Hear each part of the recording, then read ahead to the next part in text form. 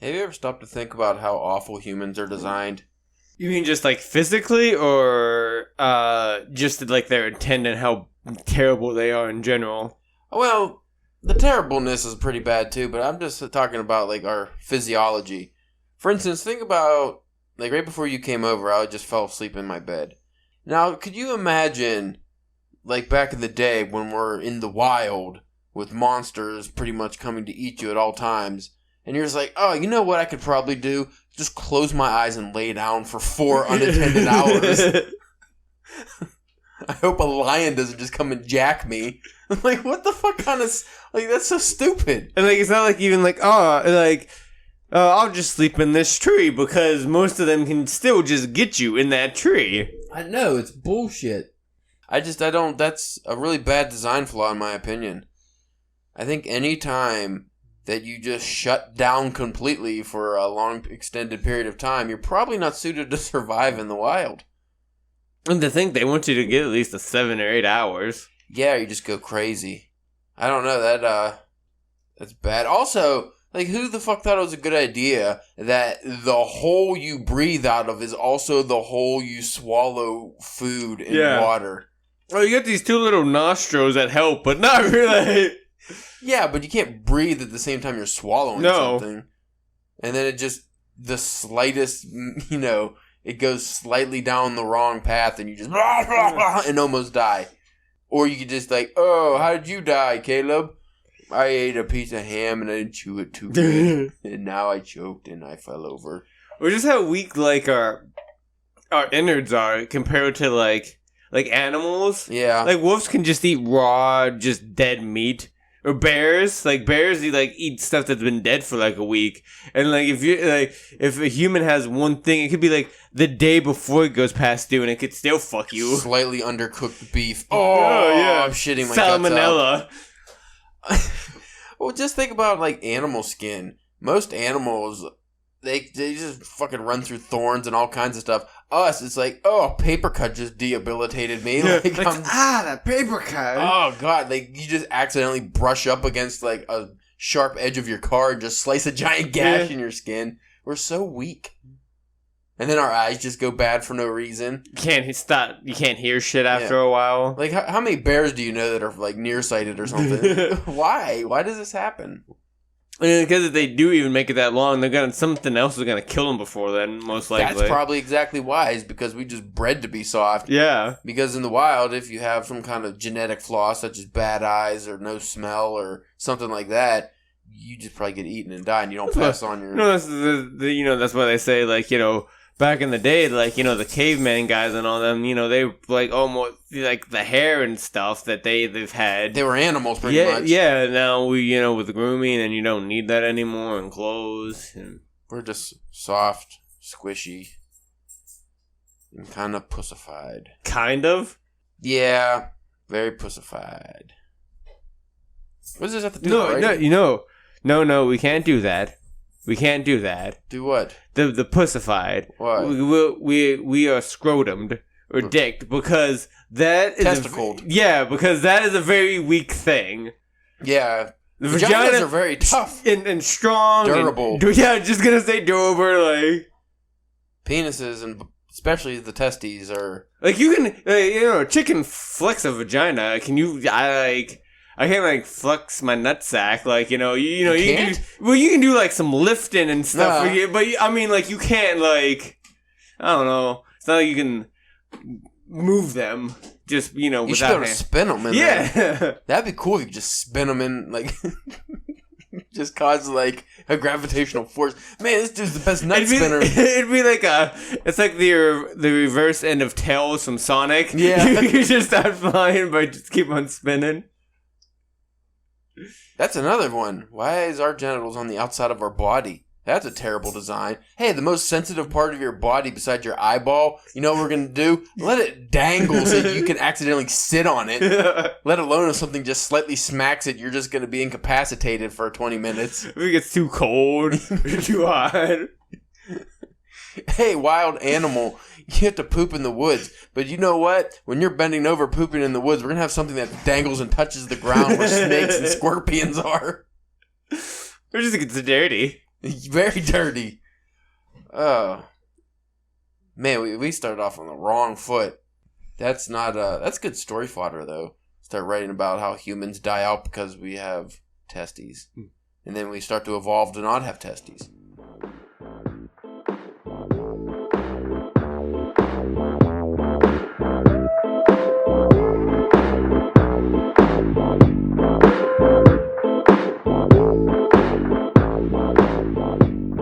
Hey, you're listening to the Drunken Pen Writing Podcast. I'm your host, Caleb James. With me, as always, Spencer, the Grecian gladiator Church. What's Grecian? Grecian. Is that just Greece? I guess. Alright. Got a problem with that? No, I just didn't know what it was. Fine, you can be the, No, it's fine. I just Papilloma, I don't know, what's the Filipino pansy. I don't know if I want to be a pansy in the Philippines. I don't think that goes over well, does it? Probably not. They do a lot of kicking. I know they're good at leg kicks. Whoa. That's always my worst thing, or what scares me the most is getting in a fight and somebody just knows how to leg kick the shit out of you. Because I don't know how to defend leg kicks. I'm not an MMA guy. You know, I see them. They to check them. They just lift their legs up, but that still looks like it just connects in your leg. It's just you just have it up instead of planted. Like I play basketball enough where I know how you get hit in the thigh and you're just immediately on the ground, just and your leg just stops working. So actually, to get kicked on purpose, that would be devastating. Yeah, because it's not even so much like it hurts so much. It's just hard enough to just cause the muscle to seize up. Yeah, and down you go. Nasty stuff. Today we're talking 7 bad writing habits you learned in school. This article is written by Jonathan Morrow from over at Copy Blogger. Copy Blogger. So you mentioned before we hopped on the old mics here that you didn't learn any writing tips. Yeah, no, not really. I'm trying to think if I did, and I don't. No, granted, I had no back then any idea or whimsy of doing anything like this. So it's not like I tried, but I still don't even normal proper grammar and stuff like that. I don't feel like they did a good job of teaching that stuff. Yeah, it wasn't the best. Number 1 is trying to sound like dead people. So this is what this is bad writing habits you learn. So you learn to sound like dead people, I guess. Hold on. Just fucking devil! Get that mic right in your mouth, boy. Baby. Gotta get it. Yeah, there it is. There it is. There it fucking is. That feels good. Yeah. So trying to sound like dead people. It's a sad state of affairs when the youngest writer on your reading list has been dead 100 years. But that's the way it is in school. I don't know who exactly decides what's worth reading and what's not, but they, whoever they are, believe in reading the classics. Most of those classics are centuries old. What's worse is that many teachers hold up the classics as examples of what good writing is, and they expect you to mimic those writers with your essays. Alright. I guess, yeah, I feel like the stuff we learned in school was Grapes of Wrath and things like that. I don't think anything was too... Well, middle school, Red Badge of Courage I hated, and Civil War era shit. And then we've also talked about this... where the red fern grows. Well, I think we talked about this off mic before about, in school, anytime we read any of those, it's not like they just, handed out a novel. We'd get, these weird, packets that were,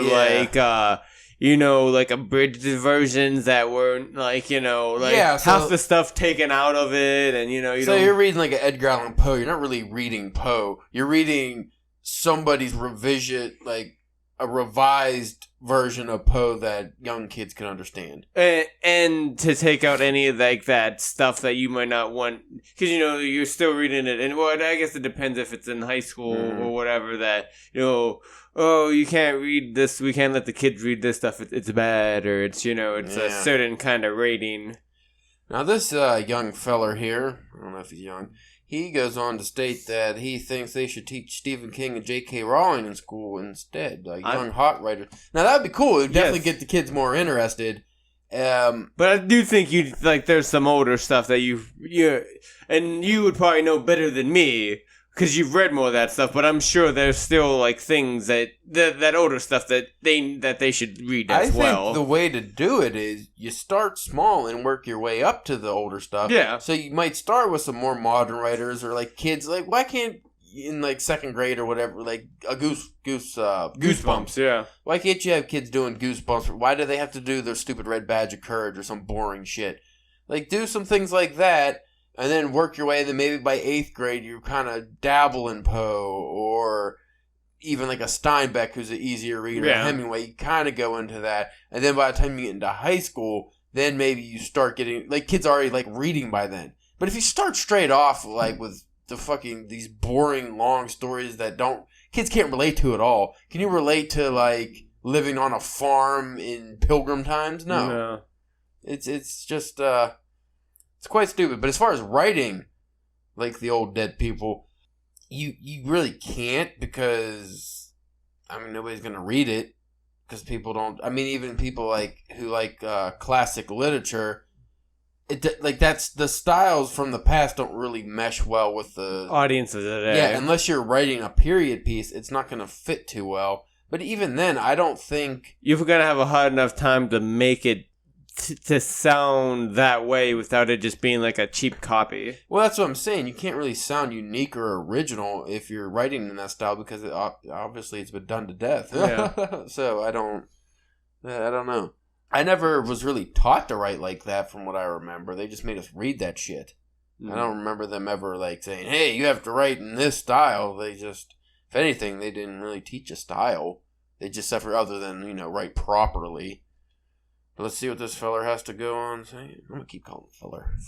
Feller. With the ER. Fella's too hip and urban for me. I'm a whitey. Number 2, expecting someone to hand you a writing prompt. Looking through the eyes of an educator, I can see why telling students what to write about would be useful. You have a bunch of students who couldn't care less about your curriculum, and making them write a paper about the assigned readings is a great way to force them to read the material. Makes sense, but it doesn't make it any less damaging. One of the biggest challenges of writing is figuring out what to write. Okay, I'm not going to go on with that, but I agree. Again, it goes to an age thing. Younger kids, you might want to give them, some help because not everybody's a writer, not everybody's creative in the same way. So to give young kids an idea of what to write or like that could help spark their imagination. And then once you get into the older grades and stuff, you're going to want the kids to do more of their work. Don't just say, okay, today we're writing about this. Like, let them come up with what to write. Yeah. And obviously if you have some kids who aren't very, who can't do that very well, then maybe you can help them by giving them writing prompts. You have to just know your class. Yeah, and 2, it also depends on like what kind of writing. If it's like a creative writing, or like if it's more of a writing for something else. Because if you're writing nonfiction or anything like that, you're gonna have to write the chances are you're gonna have to write about stuff that you're not exactly want to write to, and it's good to be able to get a handle on how to do that. Because you're not always going to have to get to write what you want to write. Yeah, well, that's the thing, too, because if you actually do want to be a writer, make money at it, it's very probable that you will end up working for magazines or something, like side work. And working on your novel on the side whenever you get a moment. A lot of times, people are going to tell you what you're writing about, and you have to come up with it. So you have to be able to do that, and like as far as just creative writing or writing your own stories, I don't think it's really a good idea to have somebody always tell you what to write because then you're not really using your imagination. But again, ideas come from everywhere. Yeah.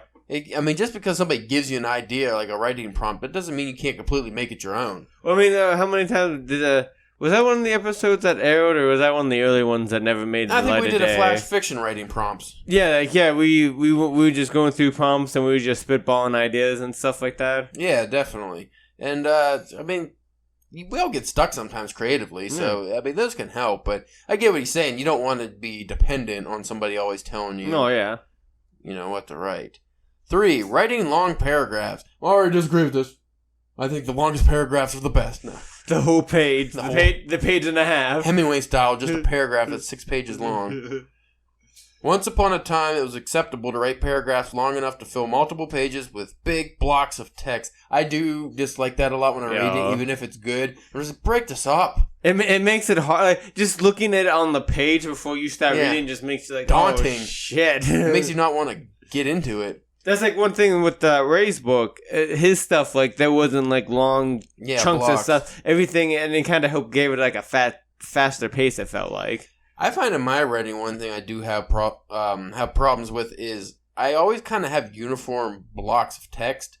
I mean, dialogue aside, like my exposition, I always kind of have it in like the same amount of blocks, like the sentence structure and stuff. So it's only like 4 or 5 sentences, and I break. So sometimes I should have longer. Yeah, I was gonna say I feel like I have the opposite problem. I feel like my paragraphs are too small. Like 3 or 4 sentences, like small sentences, and like it's something else. Like I know I need to fluff them up a little bit. Yeah. Not surprisingly, that's the way most of us were taught to write. Long paragraphs, topic sentences, neatly organized, lots of supporting evidence in between assertion. It was the correct way to write. Not anymore. Nowadays, most paragraphs should be a maximum of 3 sentences. I don't agree with that. It's also a good idea to include some shorter paragraphs with only 1 or 2 sentences, using them to punctuate powerful ideas. I do agree with that. Yeah, I like that. It's not so much about having the correct length as using paragraphs to give your writing rhythm. That's what I go for, is rhythm and pacing. I don't think sometimes a whole long page paragraph, if it's it could be necessary. Often, probably not. Yeah. I mean, it depends what you're telling. But I think every single writer that I've ever read has had, famous writers, has big long blocks. Like Stephen King's pretty good at pacing, but he'll still throw in the occasional, whole pager or 2 pages of paragraph. But still, he's pretty good about not overdoing that by any means. He breaks it up sufficiently. But just having each paragraph 2 to 3, I feel like that gives it amateur feel to it. I mean, I get it, like the new generation, maybe kids aren't, their attention span's text-based, so they're more geared to shorter sentences or paragraphs and sentences. But 2 to 3 sentences, that doesn't seem very big to me. Yeah, you'd think it'd be hard to describe things and get whatever you're trying to get across to the reader. I mean, more difficult. I guess it depends how long the sentences are, but I feel like your page would have so many indentations from every paragraph. I don't know if I like that. Again, I would have to see an example of that, but I don't know. Number 4, avoiding profanity at all costs. I never default that one. I admit it, this is a controversial one. Many excellent writers still hold that profanity has no place in professional publications, while others feel comfortable using curse words occasionally. Okay, I'm not going to go... Occasionally? Yeah. All the fucking time. The rest of us sit around wondering whether it's okay to express ourselves that way or not. So what's right? Well, I think Sting. With like the singer, or I'm thinking like the the wrestlers, Stinger Splash. Stinger's the Scorpion Death Drop. So who's right? Well, I think Stephen King says it's best. Yeah, Stephen King Sting. Make yourself a solemn promise right now that you'll never use a moment when you mean tip, and you'll never say John stopped long enough to perform an act of excretion when you mean John stopped long enough to take a shit. If you believe take a shit would be considered offensive or inappropriate by your audience, feel free to say John stopped long enough to move his bowels, or perhaps John stopped long enough to push. I'm not trying to get you to talk dirty, only plain and direct. Enough said. I always have a pepper to the spicy language in my work, but I don't rely on it. No. The only time I really use it, for the most part, the only time I really use it is in dialogue. If a character is speaking and they use the language, it's the character that's using it, not so much me, the author. Every once in a while, I'll throw in, in the main narration, some spicy words. But unless it's like a damn or a hell, which I can use those frequently, I don't technically, I'm not throwing in a lot of fucks and shits around. But again, it's what's the story you're telling too. If you're telling, a high society story about, the Japanese Renaissance, the Meiji period, you might not be. Because my thing about that is like, if I'm trying to get my character to sound as real as possible, most people curse. Even like those high society people, they might curse in a different way or use different words, but most people curse. So it's just that it's just the degree of how they use it.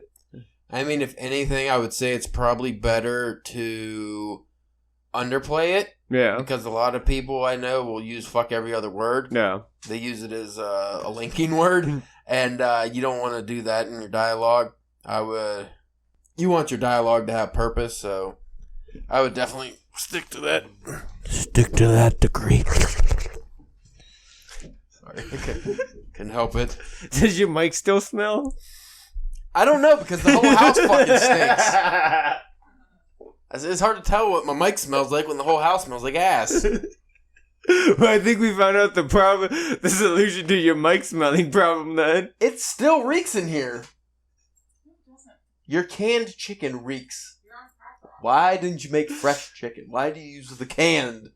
I don't want to. Barf. I know it stinks to that fucking frying pan you didn't wash. It's not the frying pan, it's the chicken. What are you doing? It's heading to this fucking dog. Look at him. Don't you hear him? Nope. She's like, exactly.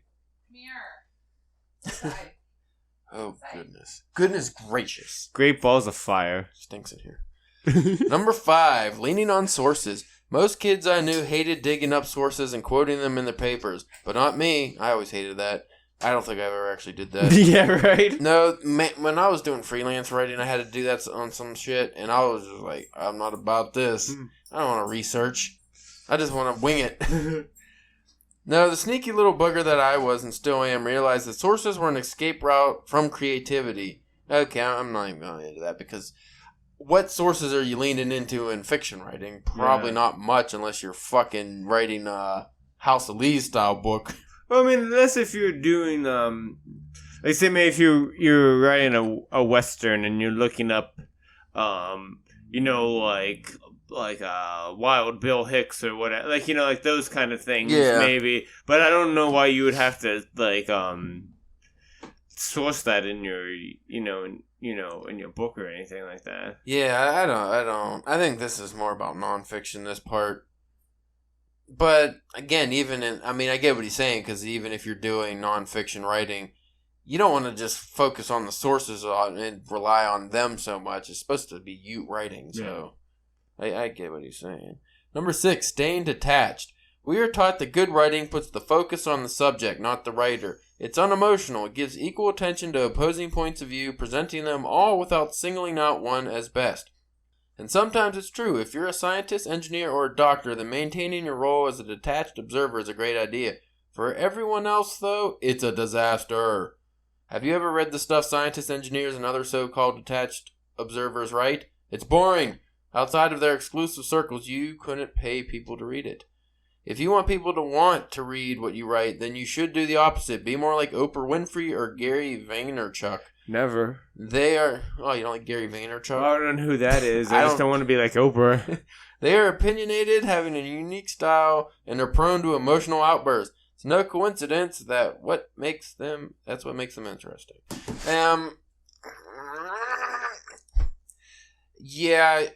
Staying detached, again, that's not going to work in fiction writing, but even in non-fiction writing, such as articles and stuff, you got to throw in your personality and humor and, whatever you're writing about.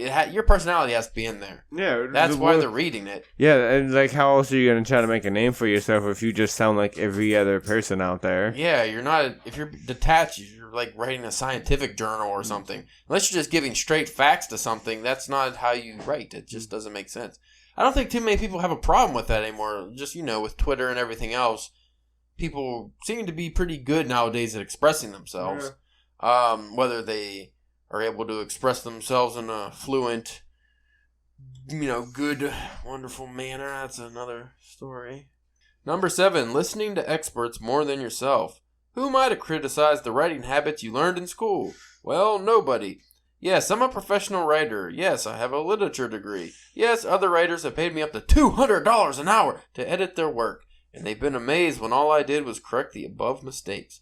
But that doesn't mean I'm right. In fact, that's probably the most important lesson you can learn about writing. No one but you is an expert on your writing. I agree to that, but I also agree that you should listen to your goddamn editor once in a while. Yo, yeah. Yeah, you might be an expert on your writing and the message you're trying to convey, but at the same time, there's a lot of things that, like, in my personal writing that I overlook. There's all kinds of dumb shit I write. I'm like, why was I thinking? Like, that was horrible. How did that even come into my brain? And you also need somebody there that's, is not as attached to it as you are, that can look at it more clearly as to whenever you look at your stuff and you're like, this is awesome. And it's like, it's not awesome. But you need somebody there to tell you that. Like, Spencer, I understand you really like that paragraph and it's beautifully written, but it doesn't fit the story at all. There's no purpose. Yeah. You're writing about a guy getting his head cut off, and then you stop and you start talking about the leaves outside on the tree swaying in the breeze for 20 minutes. Nobody gives a shit. But I like your pretty words. You know what I learned from all this?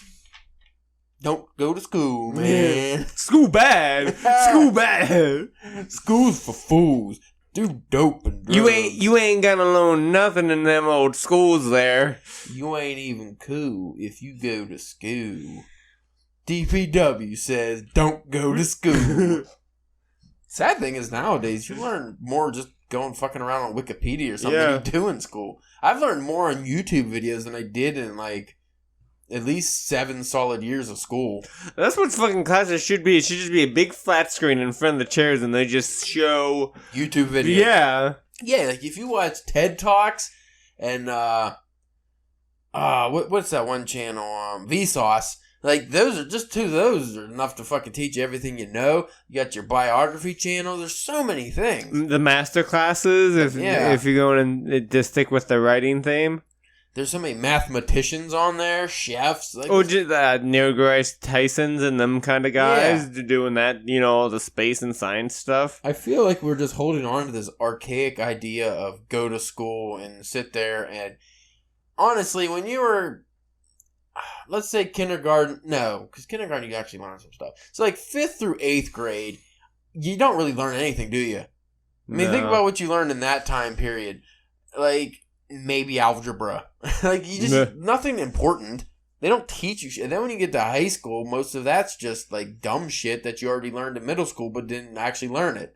Like, they taught it, and you just kind of, I forgot. You remembered it enough to pass it on a test, and immediately you forget it afterwards. Well, that's like you said earlier. It's all about fucking packets. Yeah. I don't learn from packets. You have me writing packets. You know what I'm getting good at? Doing packets. Yeah. You know what you're teaching me how to do? You're teaching me how to do multiple choice test properly. Like, I get good at being able to take multiple choice tests. I'm not getting any smarter. I'm not learning anything. You know what we used to do in our science class?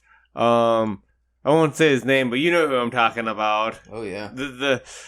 So he'd have out science packets, and we would literally, there was like a group of like 5 or 6 of us. Like, one person would do a page on the packet and just hand it off. Pass it around. Somebody else would do another page of the packet, pass it around. The fucking packets are stupid. I hate it's just that's lazy teachers and lazy education system. And then as far as like maybe good schools, I don't know. Yeah, I don't know what that's like. Yeah, private schools I guess teach you stuff. Just from what I understand from watching like the Gilmore Girls and stuff, the private schools that teach you everything you need to know. Or like Dead Poet Society or something. You go to the fancy schools and they're doing like college assignments in like middle school. And here, public school, you're like, I still don't really quite know how the fractions work. Well, I mean, I think I saw you post, I heard about this, but I think I also saw you post about this on, like, Facebook or something, and it goes with what we're talking about with them, changing the alphabet? Or the alphabet song. Yeah. Yeah, the alphabet song, they changed it, or they're trying to change it. So now it's like A, B, C, D, E, F, G, H, I, J, K, L, M, N. I think it stops at N. And then it picks up at like O, P, Q, R, S, T, U, Like, it has weird pauses. And it's just like, what is it?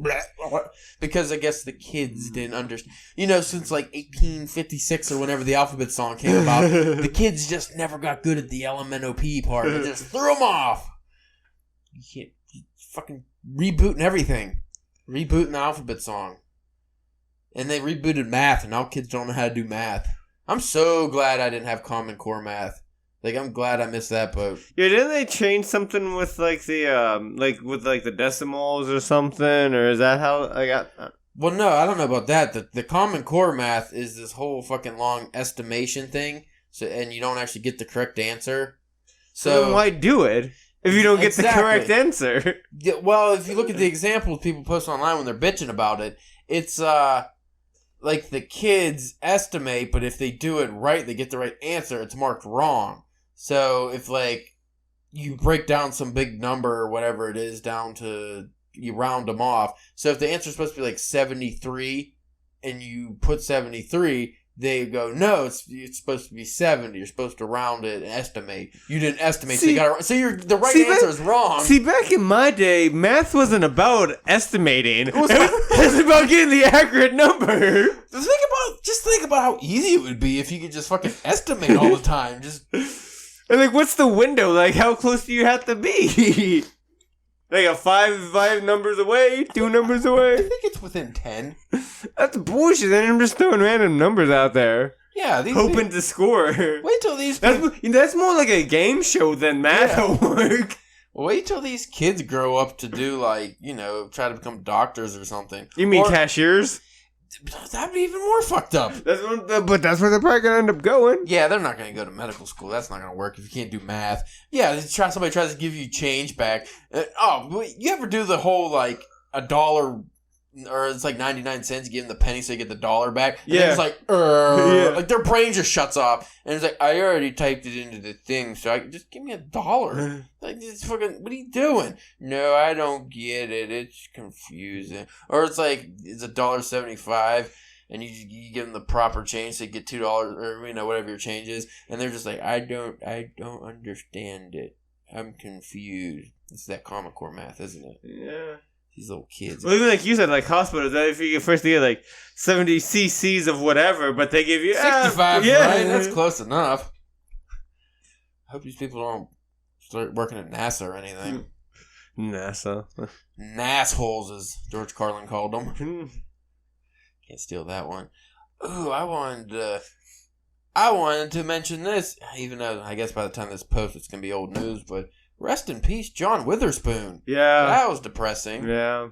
And I just listened to the Kevin Smith podcast with Joe Rogan, and they brought him up, how he was on there. I'd say I just thought of that one today. Yeah, they just started talking about it. They talked about him briefly, but they didn't know he died yet, because I guess he wasn't dead at the time. But same day. Yeah. Pretty fucked up. So that's very sad. Even to this day, I still walk around saying, I put hot sauce on my burrito, baby. I've been doing that all the time. Every time I go somewhere and I got hot sauce. Even if I'm not eating a burrito. Hot sauce on my burrito, baby. Oh, man. Well, what did you... You know what that... And then, what was it, next Friday, whenever he takes the shit so bad... Or it was in the first Friday, too. First one. Yeah, when it shit so bad, you want that smells like this goddamn kitchen right here. Oh. Don't go in that kitchen for about 45 minutes.